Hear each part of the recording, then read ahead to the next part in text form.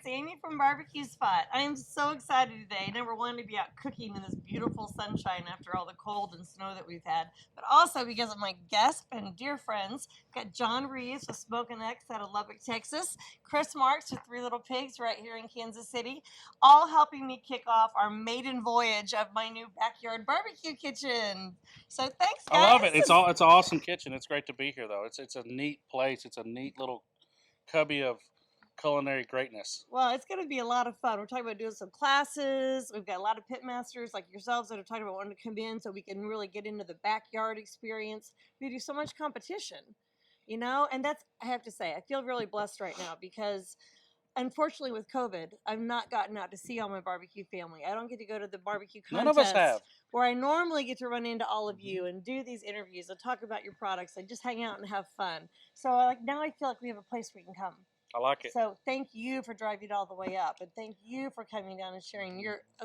I learned so much from you every time I see you. Well, thank you. I really do. But how have you guys adapted this last year? I mean, because you're It's not been doing difficult. contests, so Yeah, how are you keeping things moving with your brands? Like you say, it's been difficult with the brands. I've spent a lot of time on social media, a lot of time on video, really concentrating on getting content out to people because I haven't been able to do my classes. I was only able to do about, I think, 17 to 18 classes last year. where I usually- Only 17. No, but or listen, 18. versus what the year, well, the year 40. before you had to cut back a little yeah, bit. yeah, usually 40 to 50 classes a year. Okay. And that's all across the United States, Canada, Mexico. Which is And probably what gave you the heart problems it last did give year. me the heart problem. 2 years ago, Yes. yeah. We'd rather you teach a few less classes and be here with us. Oh, I you learned my know. lesson. I learned Yeah. it well. Yeah. How about you, John? It's been a struggle. You know, we're usually doing somewhere between 15 and 20 classes a year. You know, and I did one. Oh, You know, and I mean, I say one. We really did three. A couple of them were some local stuff in Lubbock. We did kind of a date night deal in Lubbock and stuff. But COVID absolutely shut me down. You know, and the sad part is that we went from excited about last year. yeah. You know, releasing in the seasonings, partnering with y'all, doing a lot of stuff. Had a lot of stuff on the books with GMG and Red Meats. Had a lot of stuff on the books, and then just all of a sudden, within a week, Stopped. it just stopped. You know, we Mhm. were in New Orleans at a trade show, and when we got home, my guys were like, "All right, so next weekend we got this," and I go, "Guys, I don't know that we have anything," and we didn't do anything for 30, 45 days, just kind of trying to figure out where we're going to be, if we're going to be. You know, we're going to do a 3-week shutdown or 4-week or 2-week or Yeah. what? That timeline just slid and slid and slid. Yeah, and it just kept getting pushed back. nobody Tell you would do it. the benefit of you guys having your rubs and having this because home cooking boomed. Blew up. I mean, we had trouble keeping up with the supply, and the demand from all Which the is a retailers. good problem to have, but who'd have thought? Well, exactly. So, but we were blessed. You guys are blessed in that picked up as other things are maybe coming Correct. down a little bit. So you're selling more product for home cooking, which we hope is sustainable. We hope people continue their love of barbecue and cook it in their backyard, entertaining family and friends. But beyond the spices, though, I mean, I know I've heard problems about getting enough equipment in because there were so many cookers were selling. Mm-hmm. Meat That's a is in market thing, shortage. you know. I mean, but how's that going forward now? Have we Nobody hit knows the what to curve? expect from what I'm hearing. You know, you had where everybody knew kind of what the market was going to do. So beef producers, grill producers, you know, manufacturers, they knew what they were. You know, this is kind of the timeline. You know, this is what our expected growth is, and this, that, and another. Then all of a sudden it gets shut down. Or on the beef side or pork or protein side, it goes to, all right, we're shifting from restaurants to retail. And we're harvesting X amount of animals a day or a year or a month.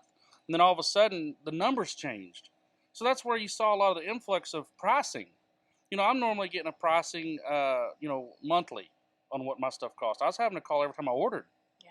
You know, hey, did we jump? Where are What did we it do? at? How much did it go up?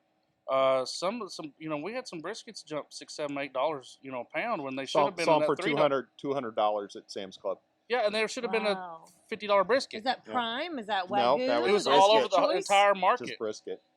And with that, we would see the tenderloins coming down to $30 and $40 for a whole strap. Yeah, why did tenderloins go down? I did notice that. I was buying tenderloins And like he cheaper. was saying, it's about how much meat's out there to sell. Huh. I mean, we got to move it. We got to move it. Now it's sitting here, so we got to move it fast. You know, because maybe a lot of those loins were going to Those Tenderloins are Restaurants. going to restaurants. Well, the restaurants aren't buying them. Yeah. So now we're having to shuffle them to the Big box. grocery stores. Well, the grocery stores, well, it's not a huge seller for us. Yeah. So we got to mark them down. So it's almost like a lot of restaurants were trying to. I'm sure some of them were losing money on some stuff or not making any money on it. But, you know, I think they tried to keep their margin the same on like briskets or steaks, or, you know, ribeyes and New York strips and stuff. But the demand went through the roof because everybody was at home grilling, which is a good problem to have. But the market didn't know what to do with it. Yeah. And you know, and so I think some of these producers started. Well, we got to ramp up a little bit because we're moving a lot of briskets, or we're moving a lot of pork butts, or we're moving a lot of, you know, this and that. And then all of a sudden, these guys ramp up, and then like in Texas, well, we're going to let you open restaurants up to 50%. Well, now restaurants are There back go in the the game. briskets. Okay. So when the stuff started to even back out, here now we're throwing X amount of restaurants back in the game. Do they get priority over retail? It depends on the who you're getting them from. Okay. You What know, the contracts and what the stuff are. contracts are, Yeah. because, you know, I'm sure that they're earmarked for a certain amount, and then, you know, and then I've heard from different people. You know, I work for a company that supplies briskets, right? I work for a company that supplies, you know, a middleman, and I'm restaurant only. Well, I'm retail only. So those wholesale guys or restaurant, you know, supply guys, they were starving. Yep. And the retail guys are like, we've never had it so good. Yeah. Well, now you throw the restaurants back in it, and then Oops. and then you start Flipped having to people, 180. Yes, and it flipped to 180. But consumers can only take so much, whether Right. they're at a But there restaurant people were or at home. stockpiling too, though. Well, this is true. And I'm guilty of that. My son makes fun of me. I still got shelves in my garage full of macaroni and cheese and canned soup, and he's like, "Mom, what are you gonna do?" So that with all messes with the this?" market as well. But Yeah. on the side for you, like you and I do a lot of just events and caterings, and during football season, a lot of tailgates. You know, that's my bread and butter. I miss tailgates. And it was just non-existent. there. We weren't allowed on property to do anything. So we did some watch parties and some little stuff like that. But instead of feeding 1,000 people a day, we're feeding 200. Yeah, and that's gotta be hard for you to afford to do that. So It it's costs hard. you the same to get to the event. Well, and I the don't same mind amount of doing time an and event for cooking. 200 people, but Yeah. you're ready for an event for 200 people. When on that same weekend, I should have fed 1,000 people. Yeah. Well, again, I think a lot of it comes back to the global economy. It's just like I go to buy a lawnmower. I can't buy a lawnmower, a Toro, because guess what? They don't have any engines. Right. Because the engines are made in Mexico, and now Mexico shut down to make the engines. So it's part of the effect of the whole global economy, and we're seeing that more and more on the smoker sides, because most of them do come from offshore. And, you know, as the economy kicks back into gear, it's going to take some time. I mean, as we've watched the line slide, and slide, yeah, you know, somebody predicted it would take till 2022, and you know what? They're going to be spot on. They're probably not far off, you Yeah. know. But you know, I'm fortunate in the way that Smokin X is structured that I've been able to survive this, and I don't have any plans of going anywhere. This is what I do for a living, you know. But then you also see in Texas, you see oil and gas take a dip. Yes. So then instead of, you know, the classified ads having, you know, 50 people doing the same thing, now you got 300 people doing the same thing trying to get that same job. Yeah. So then it's the market's on almost everything. This is affected from top to bottom, I think, on just almost everything, you know. And so it's tough to overcome or to know how to plan. You know, we were talking a while ago. This time of year, I'm booking all the way through August. And I'm booked up about 20 classes, and I'm usually booked up at this time about 30. Okay. And again, I go into Canada. Canada's still shut down. You know, it's everything offshore. Anytime we try to go out of the States, it's pretty much locked down. You're quarantined. And people are still afraid.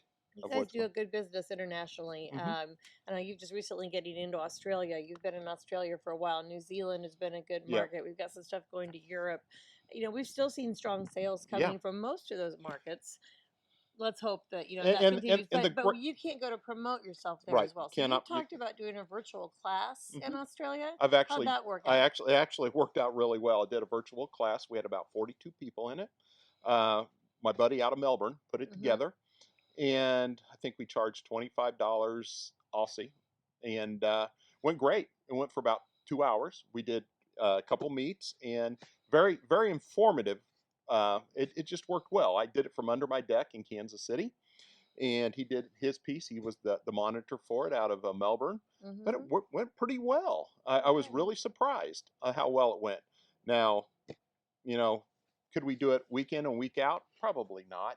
But again, it fit that need at the time. We're able to get some more content out there. We're able to talk more barbecue. People are hungry for it right now. Yeah. Yeah, I they're mean, home and hungry. they're at home watching stuff, or they're playing on YouTube, or they're playing on Yeah. different social media platforms, and they're so that was the thing for us for content was when we'd go to an event or we'd do a class. When you get a lot of content, you have the opportunity to get a lot of pictures, a lot of video, a lot of hanging out and seeing and selfies with people that you know and your buddies and your farm barbecue family. And then all of a sudden we went to Nothing. trying to figure out, let's just stage something for the weekend, or we'll make sure somebody's taking pictures today. Yeah. But again, I think what it's done is it's made us better because now we've seen the vulnerability and we've been able to take our models and adapt to them. How are we going to adapt? Well, we're going to have to use more video. We're going to have to be more in content. We're going to have to be more checking online. We're going to have to be more active in the groups, just really helping people. How are we going to do it? We're going to help people. And we blessed to be in the times we are now. We have the methods to do it through Instagram, Facebook, YouTube. We have the ability to do it, and we need to get out there and get that content in front of people because we're sitting down. This is where I see the three of us all as entrepreneurs, and where the creativity has to come in. We've not survived in business as long as we've been doing this because we cut and run when things get tough. Out of the box. You step back, you take another look at it, and you say, okay, we can't do this anymore. Hey, have you thought about? We've had so much fun just kicking around ideas the last couple of days. Oh, we've come up with some real daisies. Things that we want to do. Hey, that's going to happen too. I'll tell you all about it later. But anyway, but this is it. This is why I love these guys. This is why I love my barbecue family, because we are just ingenious. When times get tough, we pull together, we help each other out, which is so heartwarming to me. And we find a way to keep the industry going. And, guys, we're going to come out stronger than we started, I think. This time next year, we're all going to be high-fiving that we're out. It's definitely separated the boys from the men on this deal, and the women. No, that's a good point. It's definitely separated the guys who know how to do it and have the passion, the persistence, and the guys who are just in it sort of, maybe this is just a hobby. I'm going to see where it's going. This has really separated the big boys. Yeah. Well, hey, guys, thanks. We're cooking today, so keep tuning in. We got some great food to come off of the smoker and the grill in just a little bit.